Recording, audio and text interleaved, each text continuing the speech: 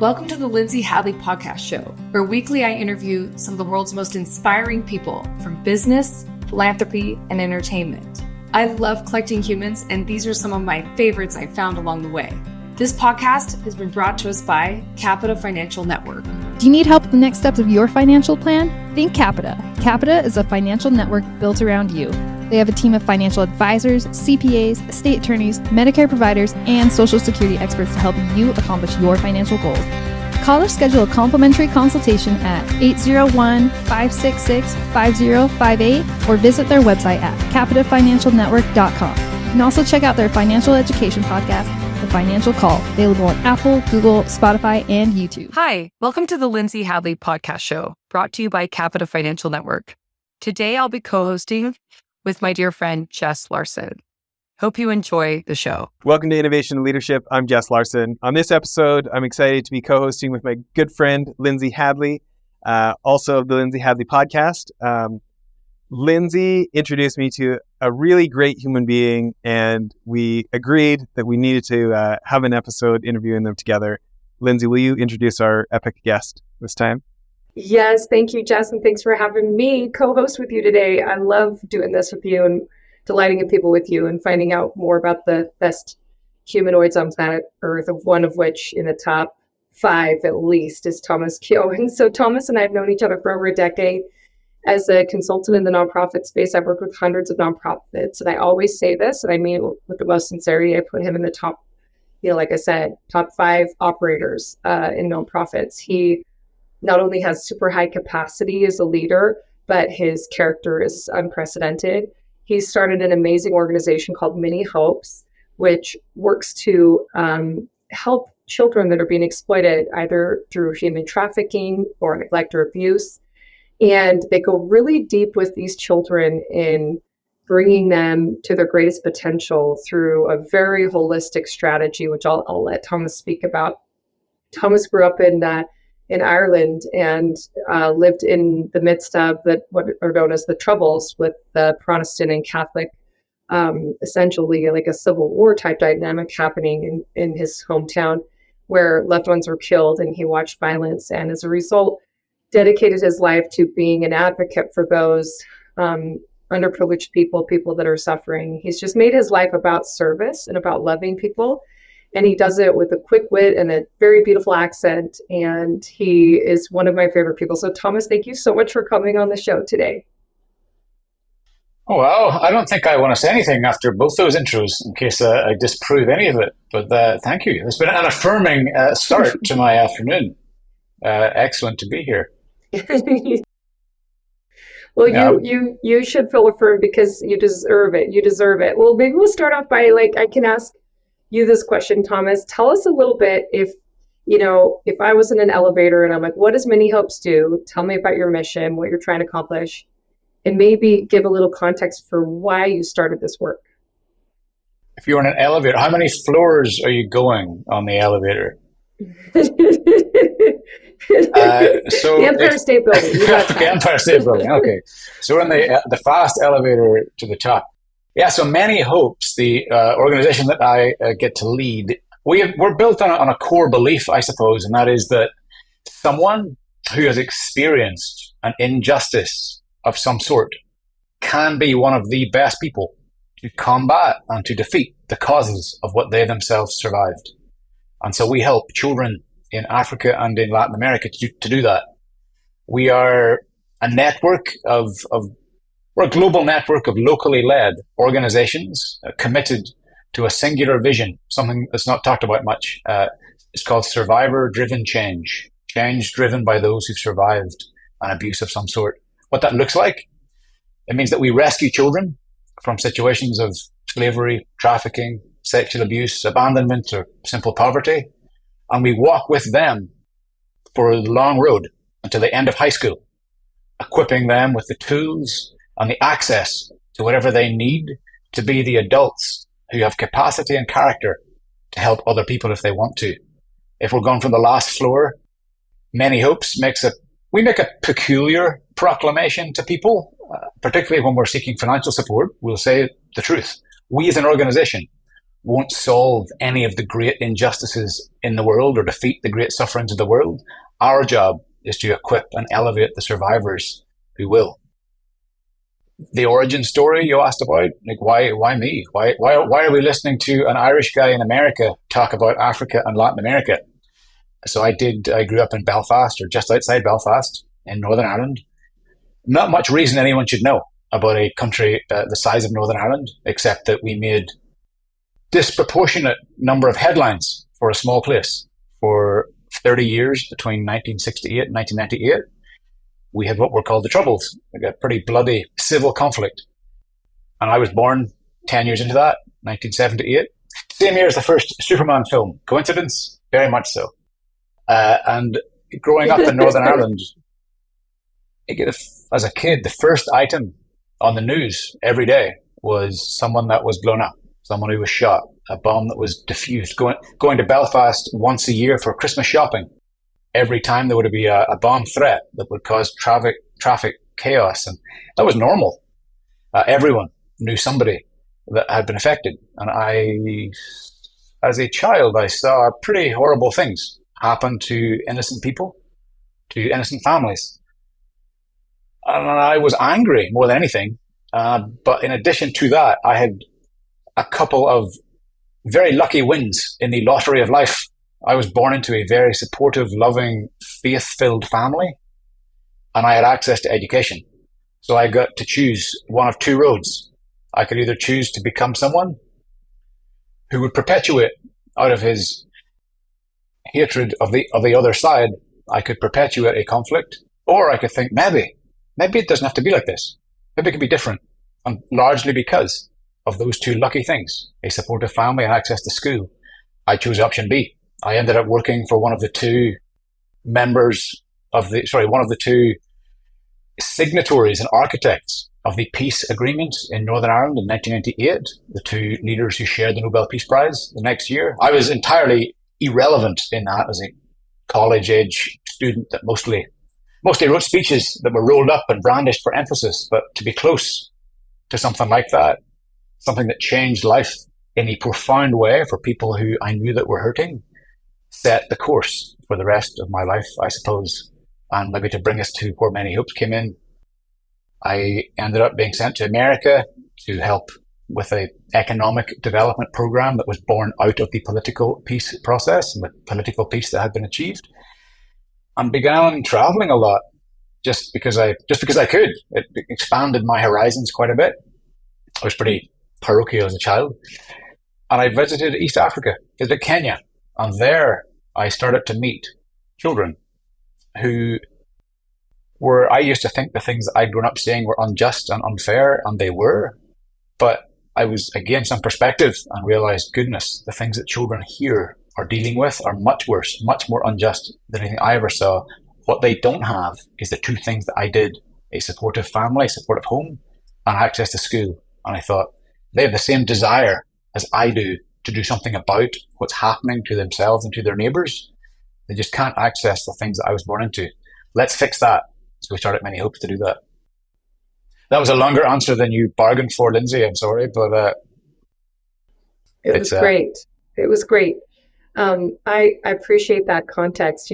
So kind of passing it over to Jess to be able to ask a question. Jess has done incredible work with child rescue and cares a lot about this issue of child trafficking and child exploitation. So Jess, what does that bring up for you? Well, I'm just excited. I rewatched your YouTube video, Thomas the Rising, that I'd watched before Lindsay invited us all to dinner. And I guess for me, I grew up on TV watching these sponsored kid videos, and they were meant to tug at your heartstrings and stuff like that. And my family had 4 of these kids. We had 4 kids at home and 4 kids out of the home. And so on Monday nights, we'd read the letters from these other kids, and my parents paid for them to go through school and these things over the years. And we got to kind of hear a little bit about their lives. But, it was kind of a cool thing. We'd have their letters on the fridge and stuff. But these TV commercials made it feel a little bit like you could help you a little bit, but it wasn't going to do you could help this one person and that mattered, but it never gave you this sense of like, like like the war, the troubles in Northern Ireland ending. Like you never got this sense of like drastic change, right? You like, it was helpful, it was good, we felt good about ourselves, we got these happy letters from the kids outside of our house, but it never gave any of the sense of like dramatic change. And so when I'm watching your YouTube videos, and obviously we got to meet at Lindsay's party and hear about like, oh, here's this girl who's abused. Now she comes and gets a degree, and now she's gone back to Africa and has helped so many other people. And like this thing you've tapped into of like this deep, deep passion. I'm just wondering if you can tell one or two of those success story examples. Yeah, no, they are the thing probably I enjoy talking about most in the world. There are some extraordinary human beings that I get to meet, work with, and see grow up from childhood into moral greatness and community change makers. A couple of examples of that. Well, first of all, anyone that has responded to immediate needs and is sponsoring a child somewhere or providing food for somebody somewhere, keep doing that. That is a good thing. There are people that are alive today because of what you were doing. We do not know what they will do. At Many Hopes, we focus on a smaller number of survivors, people who have experienced something that gives them two things that maybe many of us don't have, and that is a unique perspective on an abuse or a violation. If you've been enslaved yourself, you've got a perspective on that someone who hasn't been doesn't. And two, often a tenacious desire to do something about it so somebody else doesn't have to suffer what you did. And so we basically seek to unlock that and activate that desire by committing to a deep level of support for a long time. So that's probably the key difference, Jess, between what you're referencing and what we do. We're investing deeply in a smaller number for a long time. What that might look like. A 6-year-old boy in West Africa called James was sold into child slavery in the fishing industry on a lake called Lake Volta in Ghana, the largest man-made or human-made lake in the world by surface area, the epicenter of the commercial fishing trade in Ghana. He was sold into slavery on that lake when he was 6. When he got out at 13, went through elementary school, went through high school, went to college, was very smart, was hired by Barclays Bank, felt God tug on his heart, say, you're not supposed to be here. Go back to the lake where you were enslaved to help liberate some of the 21,000 other children who are still there. And James did that. Fast forward 15 years, James has rescued 1,900 other children from that lake. He's an example of what we are about. Someone said, what's Many Hopes for? And the elevator wasn't going to the top of the Empire State Building. It was going from floor 1 to 2. We are about identifying and raising up Jameses. If we can have 1,000, 10,000, 100,000 Jameses in the next 10, 20, 30 years, this is a different world. Another example might be the very first child that Many Hopes ever had the privilege of entering the life of. Her name was Gift, or Zawadi in Swahili. She was begging in the street of Mombasa with her infant brother on her back. She was 6 as well, with her infant brother on her back, unaware that that boy was dead while she was carrying him around. Gift remembers her mother passing away because of HIV. She remembers taking her to the hospital and there being no medicine there because medicine had been stolen and sold by a corrupt doctor or a corrupt hospital administrator. From that day, Gift wanted to work in human resources in the healthcare sector to make sure that didn't happen to other people the generation after her. So all we do is come alongside her. What are the things you need to get yourself to the place that the desire in your heart needs in order to get there? You want to do this, we can help you get there. But I'll give you one more, Jess. Three's a biblical number. In the film that you reference, Annie Albanese in Malawi, one of the most economically poor countries on earth. Annie grew up as one of 8 siblings sleeping in a two-room house at the back of the church. Didn't access healthcare, didn't access running water, wasn't sure where school was going to come from. One person invested in Annie, sponsored her education. Today, she is a gynecological oncologist. She is chief resident of a hospital in Houston, treating Americans who have cancer. And she started in Malawi there's the dog. If you started in Malawi, children's homes for 120 children, a school for 400 children, and a medical facility providing treatment to 35,000 patients every year. That's what we mean by survivor-driven change. People who are motivated by what they endured, have the ability to do something that even the most well-intentioned Irishman or American wanting to do good can't. Just needs access to a few tools to do that. Does that get to the heart of your distinction? It really does. You think about, let's just talk about trafficking for 1 minute. So often people want to separate labor trafficking and sex trafficking. And, in that video talking about like, here's all these kids, which would normally be classified as labor trafficking, normally gets glossed over. All the sexual abuse for both the boys and the girls at that lake and the horrific things there. And it's not an either or. And these people need help no matter what. You think about this survivor-led training. For 15 years, we run our charity, Child Rescue Association, and we really never we wouldn't exist if it wasn't for Lindsay. She stepped in about 6 months after we started it and was like, you guys need a little help. Can I help you? And she skyrocketed us and got us these donations that ran us literally in 1 year. She got donations that ran our charity for 7 or 8 years following. And, she's probably the person who I think is the most effective in all the nonprofit world. So if she thinks you're one of the top 5, this is high praise coming from me if Lindsay says that about you. Okay? That's high praise for me, Jess. But you look at our family. My wife's mother was 4th generation trafficking survivor, and my wife grew up with all the fallout of that and the kind of things you can't put in rated R movies and terrible stuff like this. And it's like incredibly close to home for our family. And I think about like the ups and downs of entrepreneurship are tough, but sometimes I think they're worse in nonprofit because you can't even pay people what they deserve without getting criticized. And I mean, nonprofit sucks a lot, right? And I remember times like trying to quit. I mean, like, okay, I've given it a dozen years. I've given it whatever. Like, I got to do something else. And like, it's funny, that deep family connection. My mother-in-law moved in with us for 4 years. I ended up becoming her like coach, okay? And coaching other trafficking survivors as well. And it's like that, there is this element of like unforgettableness when you're going after a crime that, hurt you or your family, right? And you don't have to keep reselling people on that. They can't stop thinking about it even if they try, was my only point. Linz, what would you say differently or add to or any thoughts there? I love that people take horrific, terrible, painful things and they transmute it into love through a response that's heroic, that love dictates.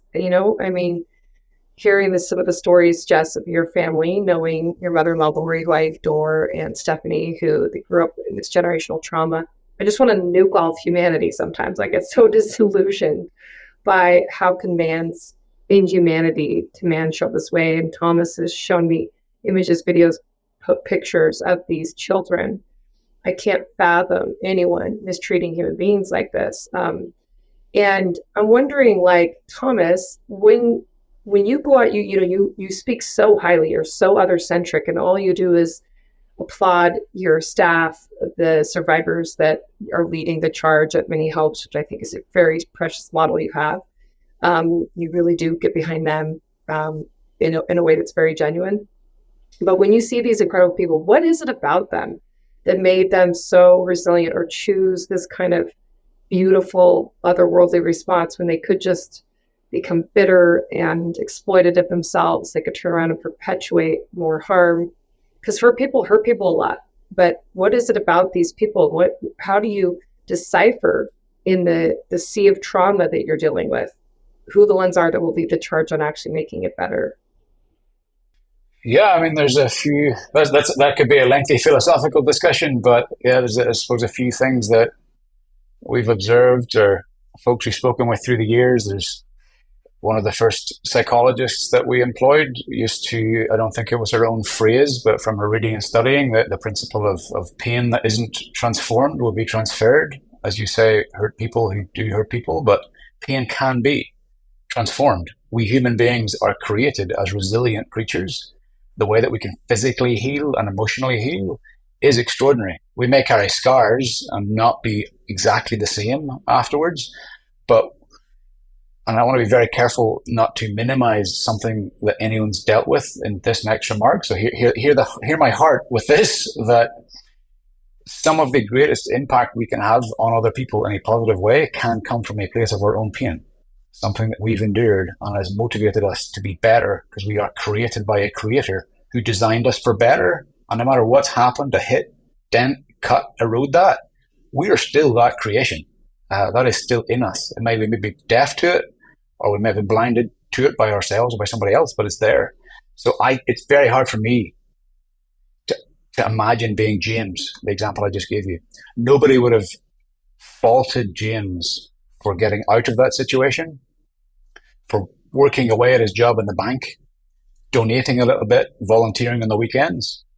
But James was touched by God, who told him, he believes, you were created for more than this. You're the deepest meaning and value in your life will be helping others. And he responded to that.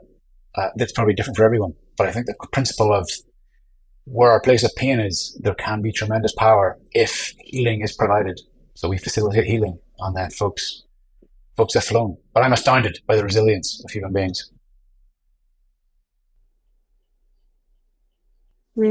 Thomas, that's a beautiful answer. Thank you.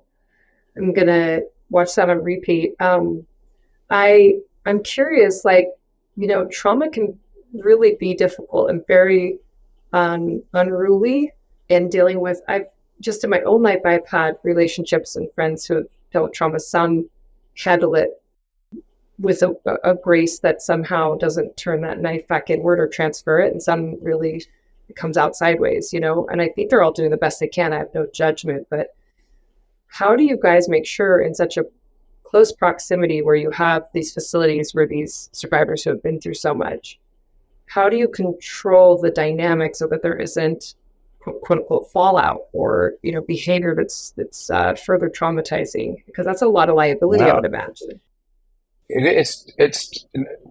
We won't pretend that it's easy. And it's slow. And like everything in our organization, it requires tremendous reserves of patience and of grace.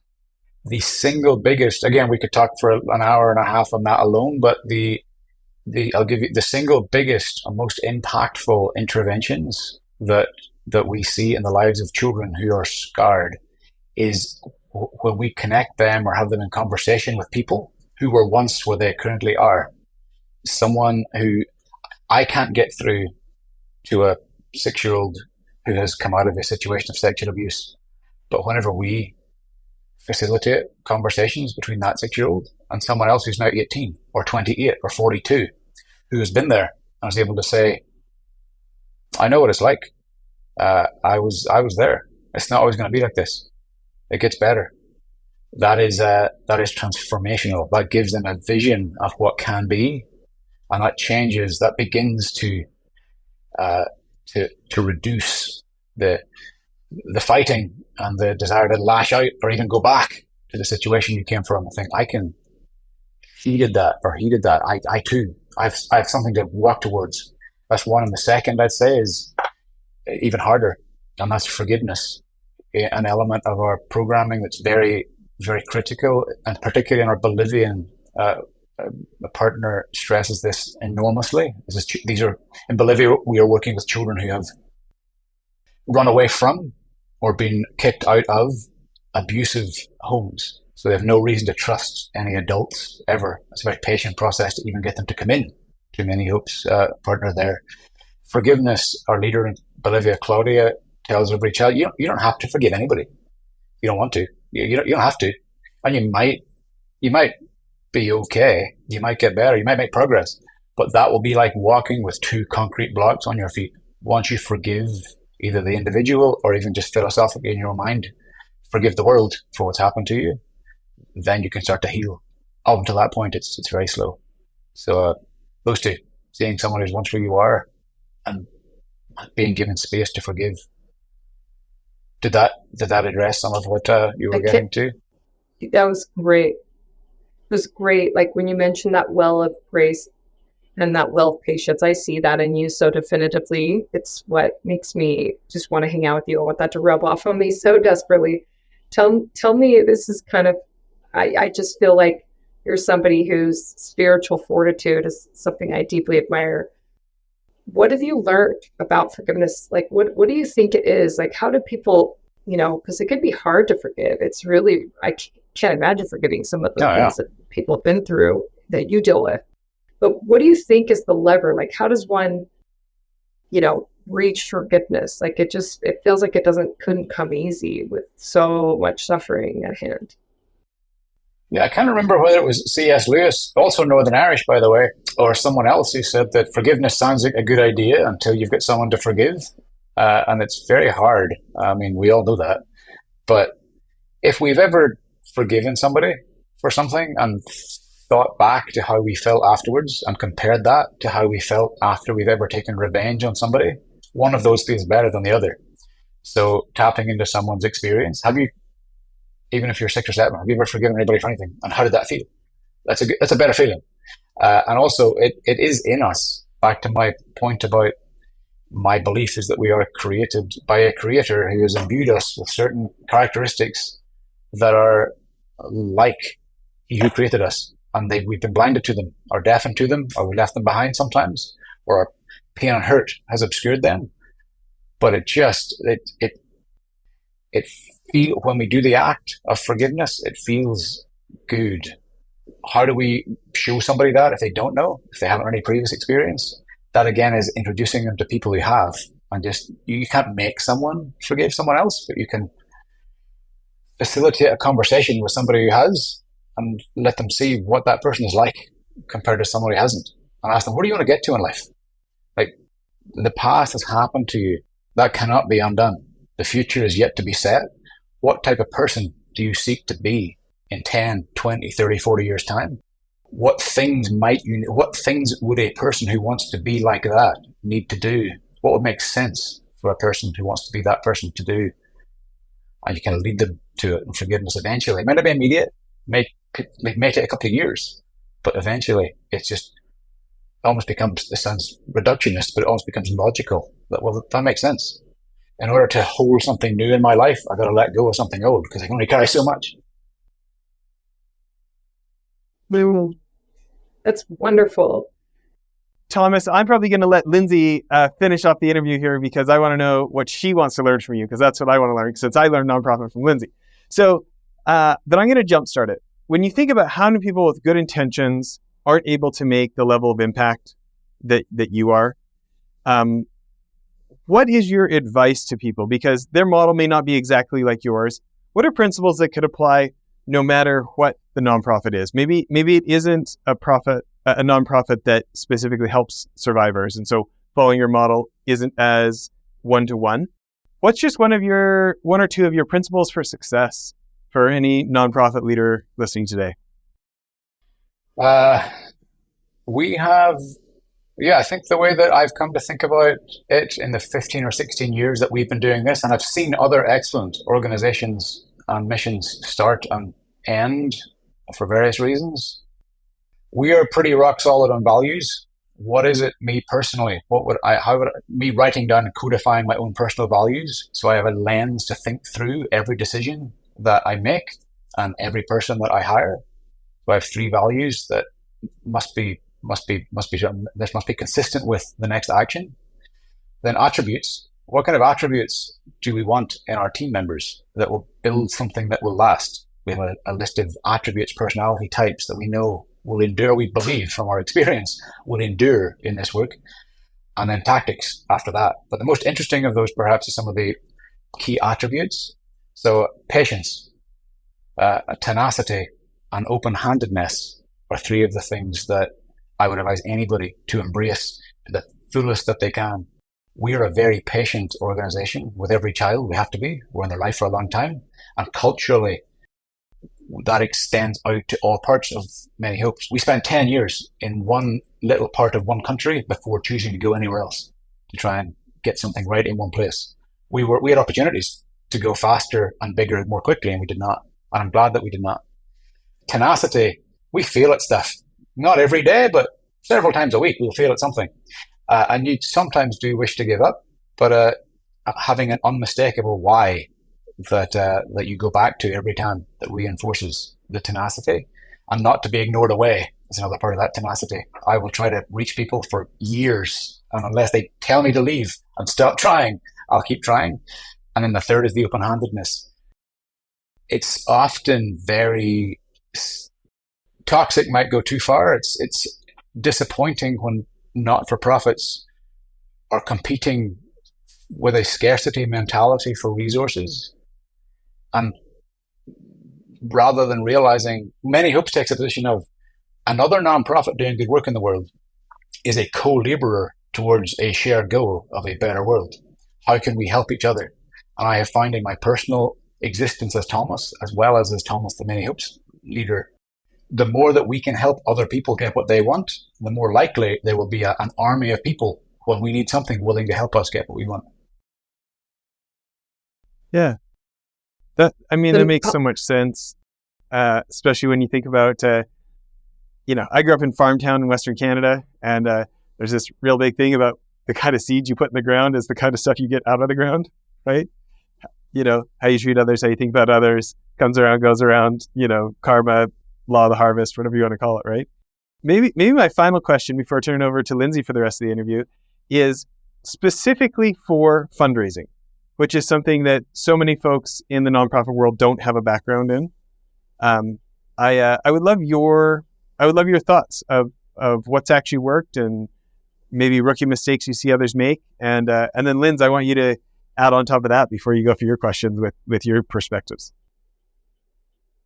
Yeah, I think one thing to add to the last question that I left out that should have come through all of those is humility. Being willing to listen to other people, knowing what you want, being willing to listen to other people, alive and reading in books. A lot of wisdom on life and things have been done before either I was alive or I was leading, and to not consult some of that would be a little arrogant and cheating myself. Fundraising, I didn't know anything about fundraising at the start.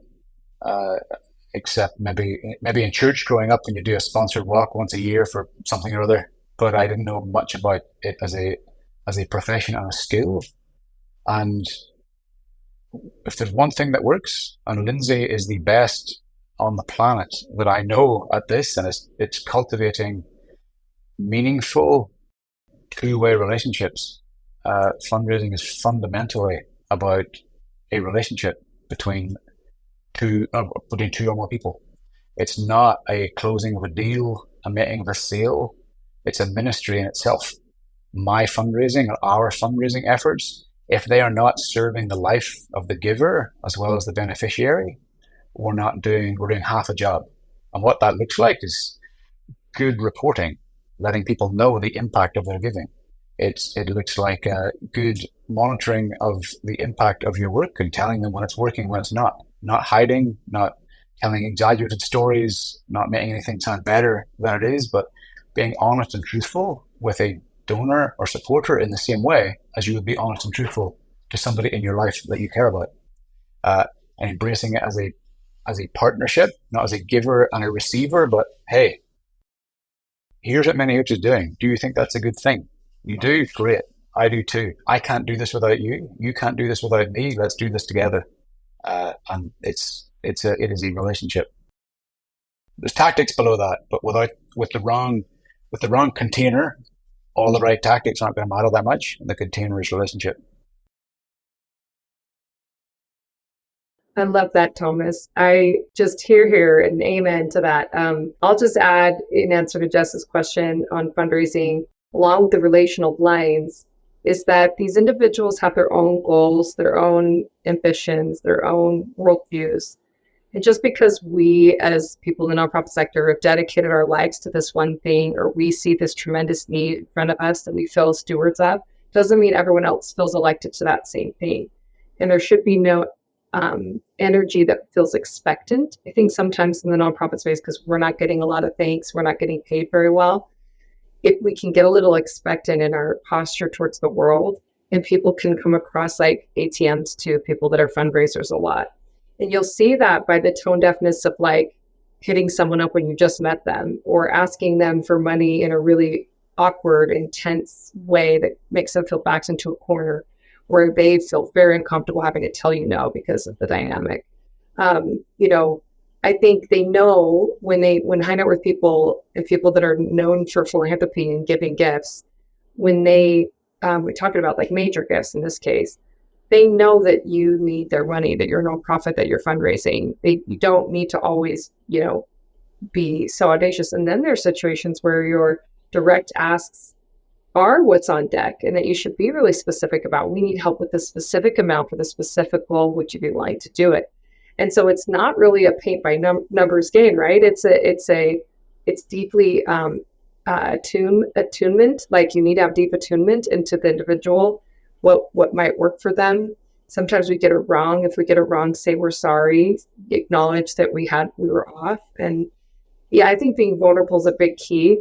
Even when you do public facing, which you guys have done such a good job with anybody listening to the podcast, if you go to, we'll have the link on our website, but The Rising, which is the video that Jess referenced that Thomas made about Many Hopes' work. It's very inspiring, beautifully done.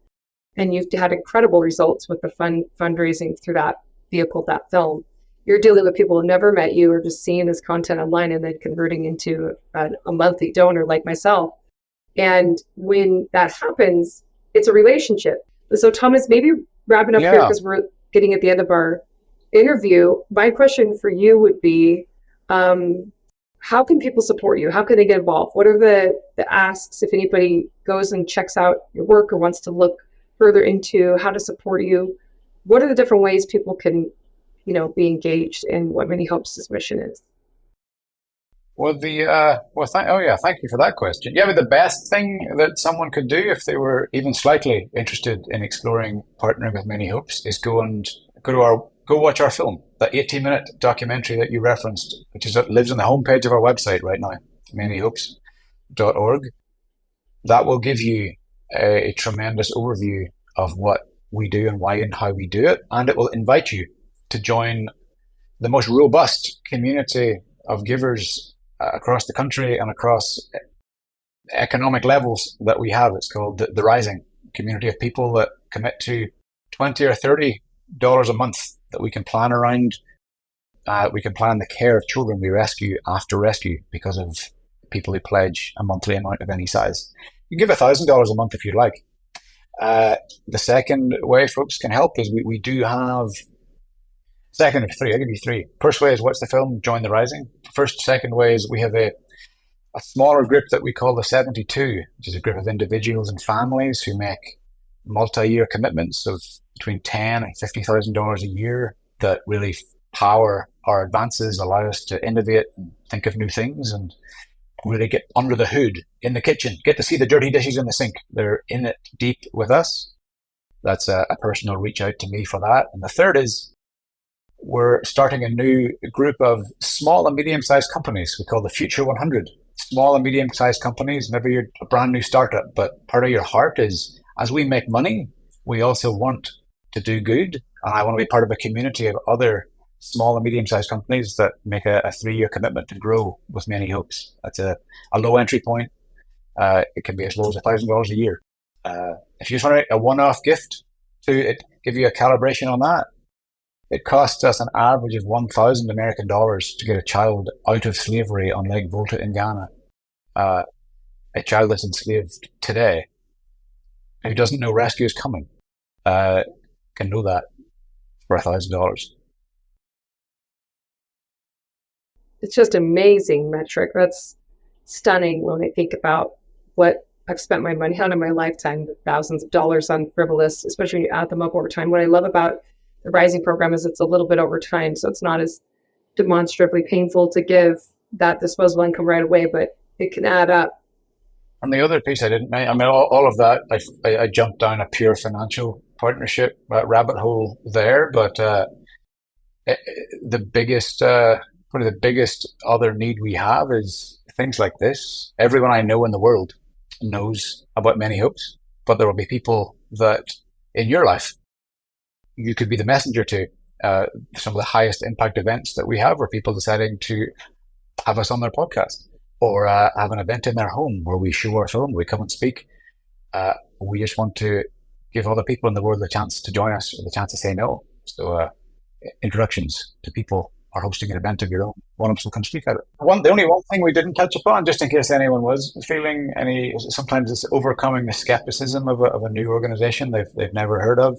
We have a commitment to anyone that supports us financially that 100 cents in every dollar donated online or on an event goes directly to program work, because one family in the great state of Wisconsin funds all of our overhead, so as no one else has to worry about it.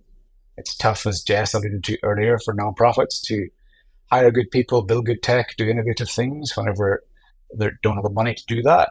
But we have a family that backs us to do that, and meaning every dollar everyone else gives goes straight to the work. So no need to decipher pie charts. Wonderful. That's such a thank you to that family, and thank you for your amazing work and coming on this show, Thomas. I'm so grateful for your friendship, your leadership, and your example to me in my life. I just adore you. Thank you so much, my friend. I will, as they say, I shall take the encouragement and pass the glory on. And Lindsay, to say what Jess said earlier, you've been a meaningful person in Many Hopes' life too. So thank you for that, and thank you for this invitation. And if there's anything I can do for you or anyone listening who's leading or part of another organization, very, very delighted to do that. Do you need help with the next steps for your financial plan? Think Capita. Capita is a financial network built around you. They have a team of financial advisors, CPAs, estate attorneys, Medicare providers, and Social Security experts to help you accomplish your financial goals. Call to schedule a complimentary consultation at 801-566-5058 or visit their website at www.capitafinancialnetwork.com. You can also check out their financial education podcast, The Financial Call, available on Apple, Google, Spotify, and YouTube.